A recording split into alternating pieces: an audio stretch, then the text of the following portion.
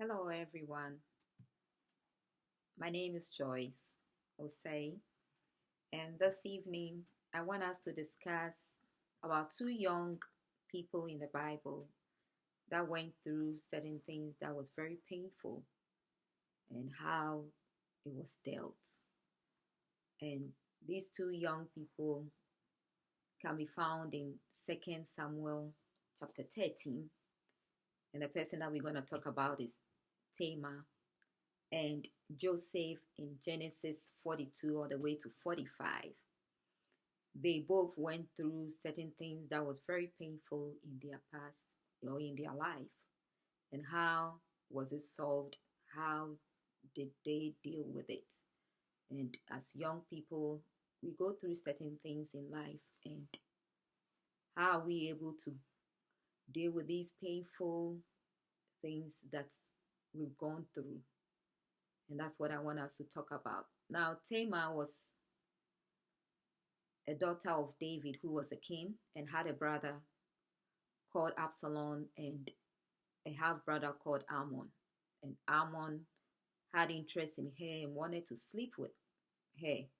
So Ammon pretended that he was sick and asked the father David that if my sister can make some food and bring it to me, which the father said, okay.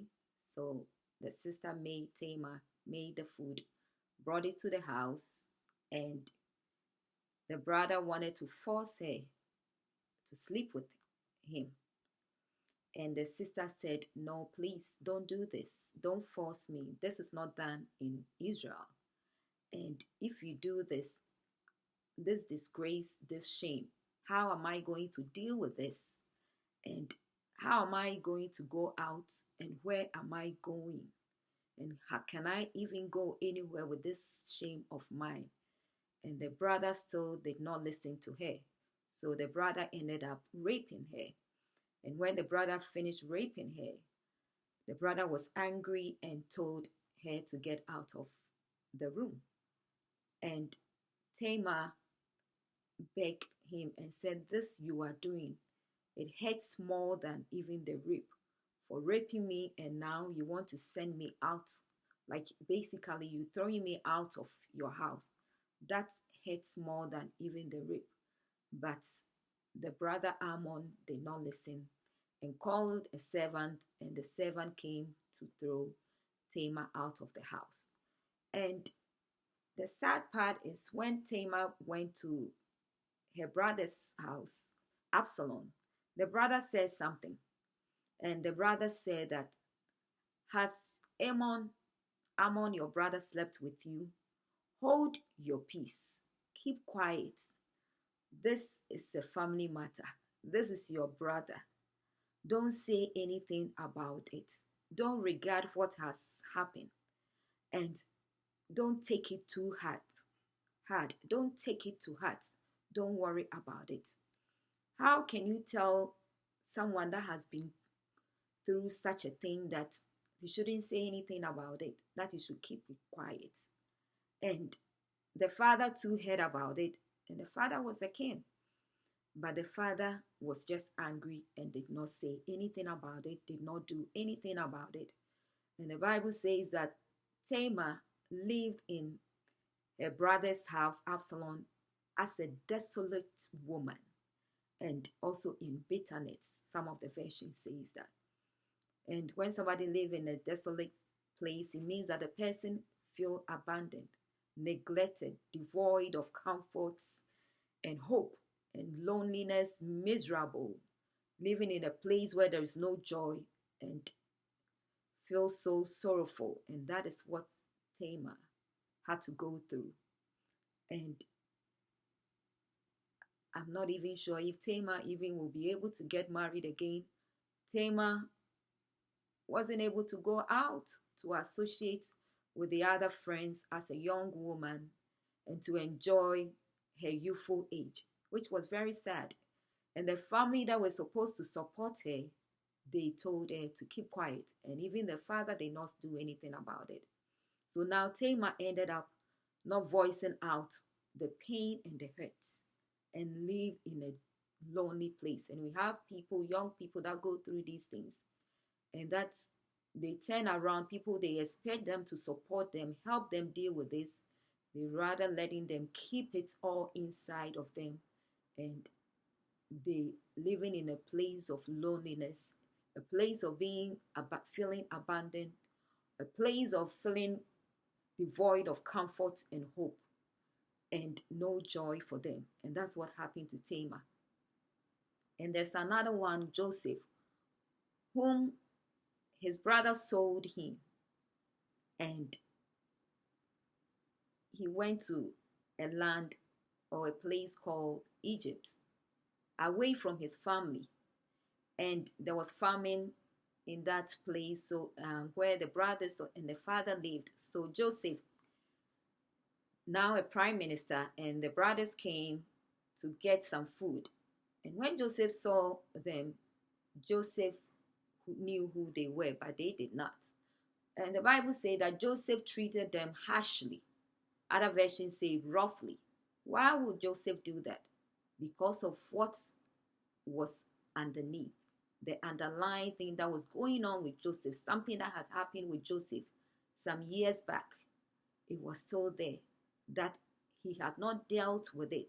So when he saw them, he treated them harshly and he treated them roughly. And he, to the point that he told them that I'm going to keep one of your brother as a prisoner. And to the point that he found way to put some of his cup in the little, when he told them to bring his little brother, he put his cup in there so that they will not be able to take him, and that he would keep him as a slave.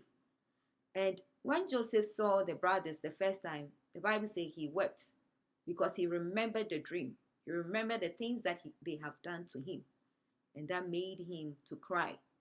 And he treated them and spoke to them harshly and treated them like a stranger. So when the brothers even went back to their father, they said, this person we met, he treated us as if we were strangers that have come there to spy. And he also spoke to us harshly.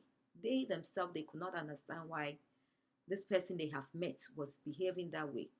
But when the brothers came, and with Benjamin, there's something that Joseph did. When Joseph saw the brother, Joseph wept. His heart went over to him and he wept. And when Joseph wept, the first time it was sad. The first time when Joseph wept, he went privately to weep. But the second time when they all came, Joseph wept in front of the servants, and he realized that there were servants there. He told them to move out of the place, and he wept so loud that the whole Egypt heard him, and that even Pharaoh heard him. So now Joseph began to tell them that I'm your brother, and God sent me ahead of you. Don't be angry. It was God who sent me. But if it was God who sent you, how come you were treating them so harshly, speaking to them so harshly, roughly, and that you took some of them as prisoners, and you did all these things to them, all because that pain had not dealt with. And as young people, we go through things that we are not able to deal with it. And if we don't, it does not help us. And it's still underneath and it's still hiding within us. That one day it will come up and it will burst out, that the people that are around us will be the ones that have to suffer these things. So it's very important that when we go through these things, the hurt, the pain, it can be abuse, physical, sexual, psychological, whatever pain, whatever hurt that you go through, we have to find a way to deal with it. So now, how do you deal with these things? You have to acknowledge that there is a pain and that you are hurting. Because if you don't acknowledge it, you will not be able to deal with it. And that's what Joseph remembered. So we have to acknowledge that. For Tamar, she acknowledged that he was hurting, but yet he wasn't able to find anyone to help her deal with that pain. And then what do you do again after you have acknowledged it? Now you have to know that there is hope for you. And how do you do that? You have to find out yourself that yes, there is hope. You need to stand and be strong for that. And how do you do that? We have to be real to ourselves. When Jesus was going to die, Jesus, for 3 times, he prayed to God and said that if it's possible, take this cup from me, not my will. So if it's not Jesus' will, but the will of the Father, why would Jesus ask God 3 times? Because Jesus wanted us to know that as human, there are certain things that are so difficult to overcome, and it will take a divine strength to be able to overcome it. And the Bible says that when God saw that, God sent an angel to Jesus to strengthen him. And after that, Jesus was able to face that death. So when you know that whatever you are going through, the pain and the hurt is so much, be real with God. Let God know that this is too much for you to bear. And God, in his own way, will be able to strengthen you so you'll be able to stand. And that is why I'm saying that you need to stand and know that there is hope and gather that strength. And the Bible says that a tree that is cut off knows that one day it will sprout again. And you are more worth than that tree. So if a tree knows that one day, even though I'm down, I can be up again, and there is hope for that tree, then know that there is also hope for you, whatever that you're going through or whatever you have gone through. And secondly, how will you find that hope? Find people that you can trust, that they'll be able to encourage you and help you, not people that they will say that, oh, this is what he did to you, this is what she did, this is what he said. That is so bad to make it worse. No, those are not the people you need. You need the people that will encourage you. And Tamar's brother did not help. Tamar's father did not help. So what am I saying? If the people around you, you are not able to find that comfort and that hope, that encouragement, that you are not able to let them help you, find someone whom you can trust, someone that you are able to voice out those things to them, so they'll be able to help you. Not one that will shut you up, not one that will let you keep those things built in you, which is not good for you. And that's why it's very good that we know these things. So it's very important that we do that. Then what else do you have to do? You have to approach the situation, whatever that it is. So as you find some people, whoever you think you can trust, talk about it. If the person, people that are willing to listen to you, people that can stay longer to listen to everything that you have to say without cutting you off. So even if you have to speak for an hour, 2 hours, the person is willing to listen to you. Find those people. Speak it out. Voice it out. Let it out. It's very good. That will be a way of healing. And that is what Joseph did.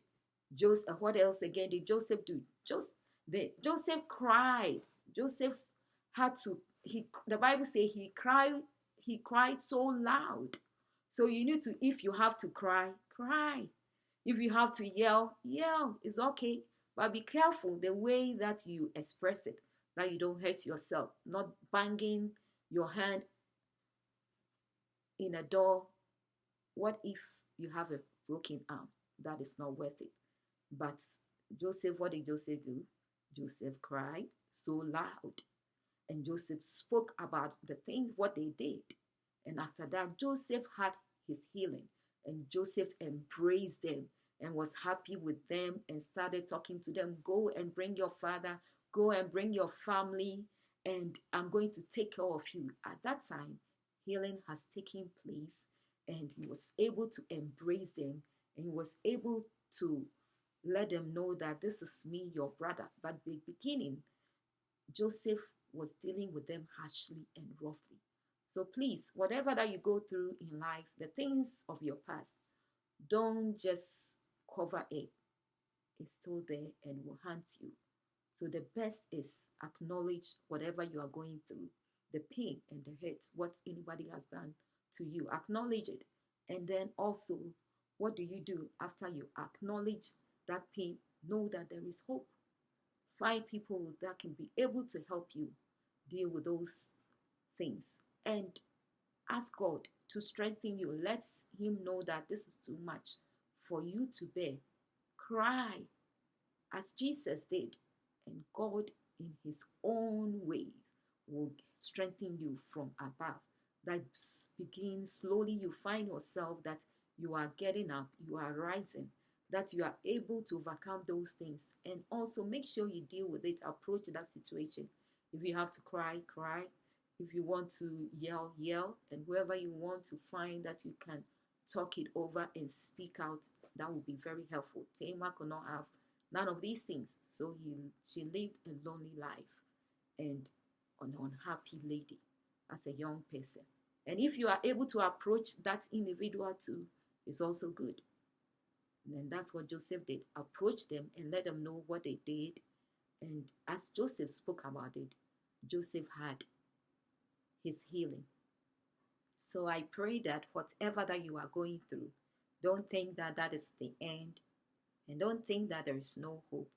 Don't think that this is who your life is going to be. No, there is hope for you. And that's know that God can strengthen you for you to rise again. And God can bring certain people in your life, whoever that will be able to help you. And like I said, Tamar, the brother could not help. Tamar, the father could not help. And Tamar lived in a life of desolate and in bitterness. But for Joseph, a strong man, he was able to overcome it. How? By crying. How? Crying so loud, speaking about it. He talked about it and made them know what went on and how certain things has changed. And he finally embraced them, accepted them, and laughed with them, and healing took place. So please, whatever you're going through, it needs to be out, and you need that healing process to take place. It might take some time, which is okay, but yet healing can take place. Joseph's healing did not take place the first day. The brothers came, it wept. It wasn't the first time. And then the second time, he wept bitterly. And then he spoke to them what had happened. And he was able to let them know, deal with that pain, let it go, and he embraced it. Thank you. And I pray that you find someone to help you as well. Thank you, and God bless you.